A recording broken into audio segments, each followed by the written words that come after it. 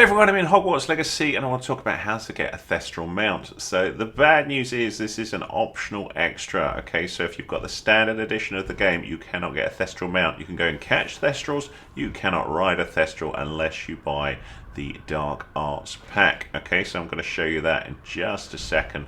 So I'll clip to it and then we'll come back to the game and talk about how you then access this mount if you've got that pack.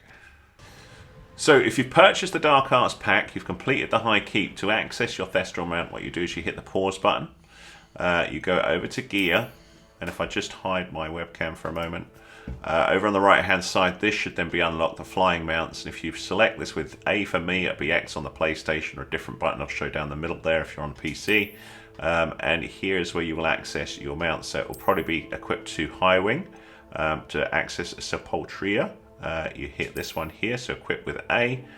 This one over here, this is the Onyx Hippogriff, which you only got if you pre-ordered the game, but that's the one we want, Sepulchria here. So when we've done that, we come back out. Incidentally, this is the Dark Arts Ensemble that you get with that pack as well. Looks quite cool. And you equip that by going to the Cloaks and Robes and hitting Change Appearance, and then you'll find it hidden in here. There it is, there's the Dark Arts robe. And you do the same thing with the outfit and you'll find that, and there's also special gloves for it that you can get as well. So if we go here, Dark Arts gloves, where are they? There they are. So you can have that look if you want. Of course you're free to mix and match, but just that's another part of the Dark Arts pack that you get. Anyway, back to the flying mount, let's come out. And then when you're on this area, if you hold down LB or whatever button it shows just above the sort of little icon of the cabbage just below the left of my character, so hold that down, don't press it, hold it down, and then this brings up this sub menu, and on the right hand side you can see your flying mount is hit there with Y. Okay, so we press Y while we're holding down, out comes our flying mount. There you are. So once the mount is out, left stick moves you around. If you hold down right trigger, which would be R2 on the PlayStation, your mount will run around, and if you want to go up in the air just like the broom, you hold down A, there we go.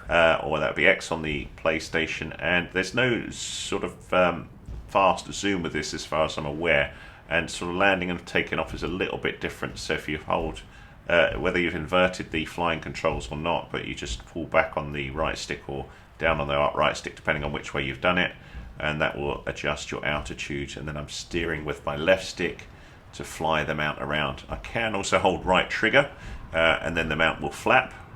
So slightly faster, but not a lot. It's not as fast as the broom, but it does look pretty cool. Also landing is a bit different. You just sort of drop down and eventually your mount will come to the floor, so you can't hold down B or circle, but once the mount is on the floor. My friend. So again, right trigger just to make them run around.